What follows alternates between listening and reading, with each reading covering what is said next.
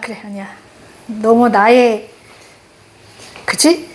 나의 주관적인 이야기 하면 안 되죠? 제 생각엔 얘가 제일 쉬워요. 나만의 생각이겠죠? 네, 정말 그런 걸로. 자, 오늘의 제목은 새로운 친구님이 등장하십니다. 운동량과 충격량. 우리 어린이는 지금 물리도 하고 통과도 하잖아요. 그래서 물리의 지금까지 한 내용 중에 통합과학 파트에 다 나와요. 맨 처음서부터 이 뉴턴까지. 대신 아까 얘기한 뭐 도르래 이런 거가 상세히 나오진 않아. 그리고 이제 운동량과 충격량도 나와요. 그래서 대부분 통합과학 파트의 물리 파트, 1학기 물리 파트 중에 이걸 제일 애들이 이제 못하지, 어려워하고. 여기 말고 요 앞에 지금까지 한 거. 그래서 근데 또 통과해서 그 부분을 수업을 할 때는 묘합니다. 다 얘기 안 해줘요. 선생님 지금 몇 시간에 걸쳐서 다 얘기했잖아. 그걸 안 해. 그걸 안 해주고 뭉뚱그려서 설명을 하다 보니까 애들이 온전히 이해를 못하고 넘어가는 거야. 그냥 외우다시피. 그래서 나중에 물리에 가서 이제 어려워지는 거. 그런 걸 한 적이 있었던가요? 오늘 이것도 마찬가지인데 그나마 통합과학 1학기 물리 파트에서 지금 좀 전까지 했던 걸 이제 흔히 역학 파트라고 그러는데 역학 파트 중에 앞에 게 어렵냐 뒤에 게 어렵냐 하면 앞에 걸 어렵다라고도 흔히 하고 이게 그나마 좀 나아요 라고 하거든요. 그 이유가 조금 앞에랑 연관이 크게 되지 않는 새로운 물리량이 등장을 하기 때문이에요. 근데 우리가 물리 시간에 공부를 할 때는 아무리 새로운 물리량이더라도 앞단원이라고 우리는 항상 연계돼서 시험이 출제되기 때문에 내가 운동량을 배웠지만 운동량이 어떤 물리량으로 만들어지는 값인지 그리고 그것들이 앞에서 배운 애들이거든. 그거랑 어떻게 연결을 해야 되는지 이런 걸 생각하면서 해야 되는 거지. 그래서 우선 정의부터 하겠습니다. 운동량이 뭐냐? 운동량이란 별거 없어요. 물체 운동 상태를 표현하는 물리량이래요. 무슨 말인지 모르겠잖아요? 모르셔도 돼요. 그냥 운동량은 어떤 물체의 운동량은 그 물체의 질량 곱하기 속도로 나타냅니다. 속도예요, 도. 이게 무슨 말이에요? 부호가 중요하다는 얘기죠, 부호. 부호를 항상 붙이셔야 돼요.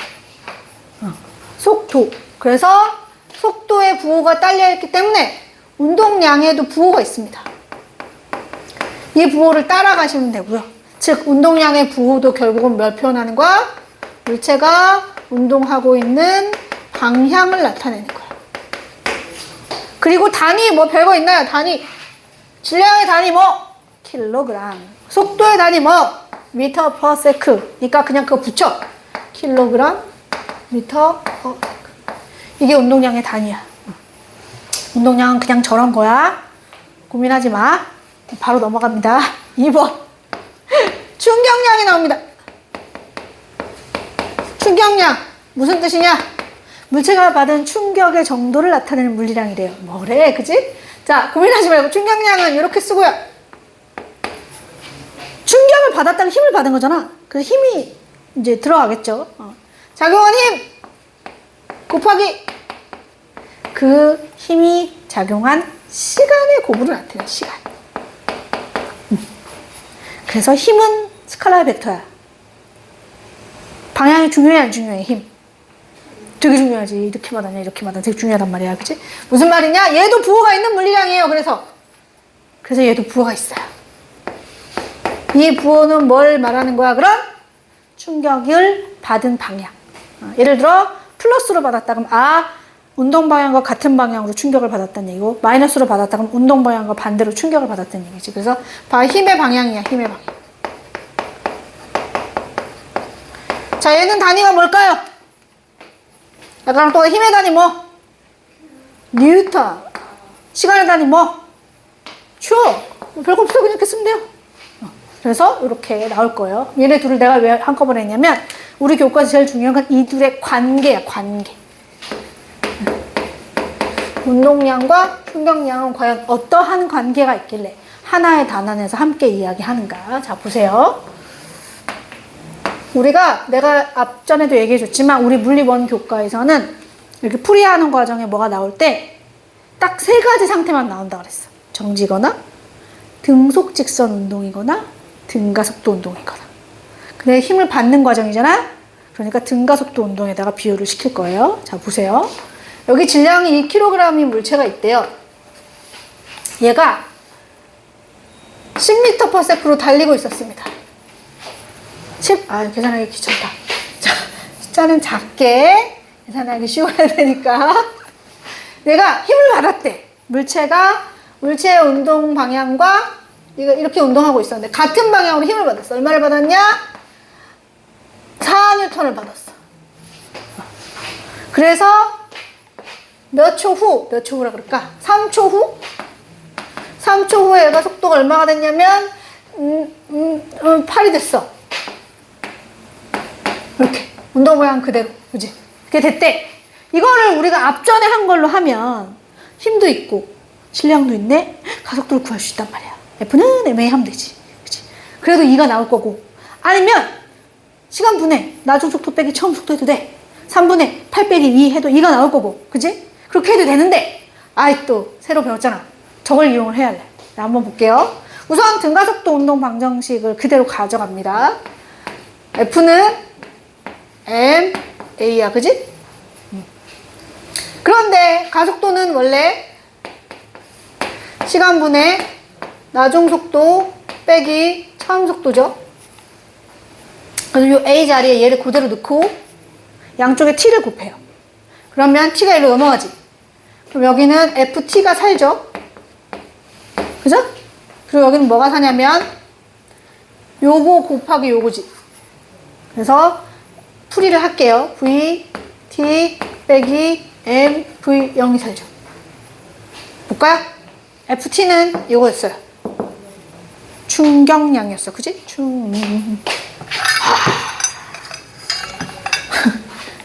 충격량이었어. 그지? 그 다음에 질량 곱하기 속도잖아. 운동량이지. 근데 얘가 지금 VT는 나중이잖아.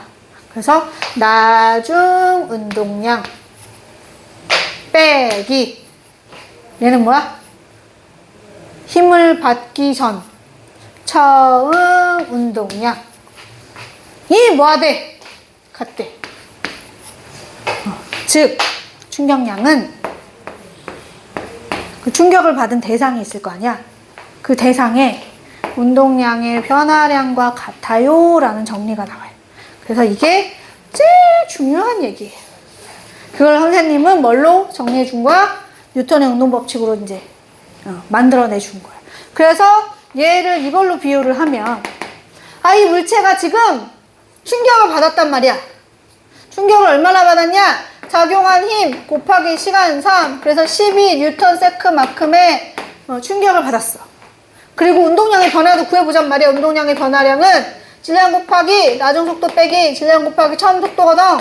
질량 2 나중속도 8 2, 8에 16 빼기 질량 2 처음속도 2는 4 거시기 그래서 나오잖아. 똑같네. 그죠? 그래서 실은요 단위가요 똑같은 단위예요. 그래서 여기다가 뉴턴 세크를 써도 상관없고요. 여기다 킬로그램 미터 퍼 세크 써도 상관없어요. 그럼에도 얘를 더 많이 쓰고요. 그럼에도 얘를 더 많이 써요. 이유는 물리량을 표현하려고. 이렇게 쓰면 이게 힘 시간인지 티가 안 나잖아. 그래서 어쨌거나 중요한 건 관계. 물체가 충격을 받았어. 운동량이 변해. 그런데 운동량의 변화와 충격량은 같아. 그게 중요한 거지. 기억해 주세요. 자, 그러면 이제 관계도 아셨고 하니까 그래프를 한번 그려보겠습니다. 운동량, 충격량 관련해서는 대부분 그래프가 당연히 앞서 배운 시간속도 그래프가 나올 수도 있어요. 시간속도 그래프를 주고 옆에 이 물체의 질량은 얼마짜리야 하면 나는 질량 곱하기 속도 하면 운동량 그래프로 바뀌어야 되는 거야. 근데 그냥 운동량 그래프라 치자. 시간 운동량 그래프가 나왔다. 예를 들어. 그리고 뭐 내 맘대로 여기 V0 V0가 안 됐지. P0 나중 운동량 이렇게 나왔다 치자. 그러면 이걸 보고 우리가 알 수 있는 사실은 뭐냐? 우선 뭐 별거 없어요. 기울기가 뭘 말하냐? 그냥 우리가 흔히 말하는 이게 t라고 하면 우리가 이런 그래프 나한테 기울기는 뭐야? x 변화량 분의 y 변화량이지. 근데 pt 빼기 p0가 뭐였어?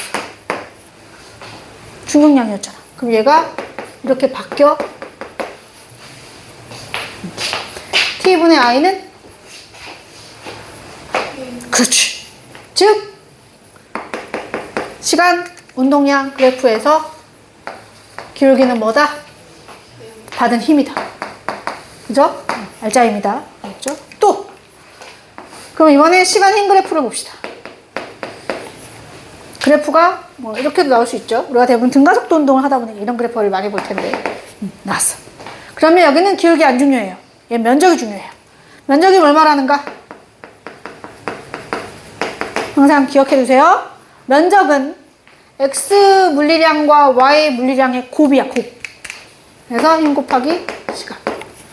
힘 곱하기 시간은 충격량이고, 충격량은 운동량의 변화량이야. 여기 다시 말하면, 면적이 의미하는 바는 충격량이야. 곧 운동량의 변화량이야. 그러니 그래프의 모양이 어떤 모양이 나와도 뾰로로로로 뾰로로로 어떤 모양이 나와도 만약에 지문에 A의 면적과 그래프 R의 면적과 B의 면적이 같다라는 조건이 붙었다면 시간 힘 그래프에서 면적은 뭐니까? 거식이니까 그게 같다고? 이 그림에서 A의 충격량과 B의 충격량이 같구나. A의 운동량의 변화량과 B의 운동량의 변화량이 같구나.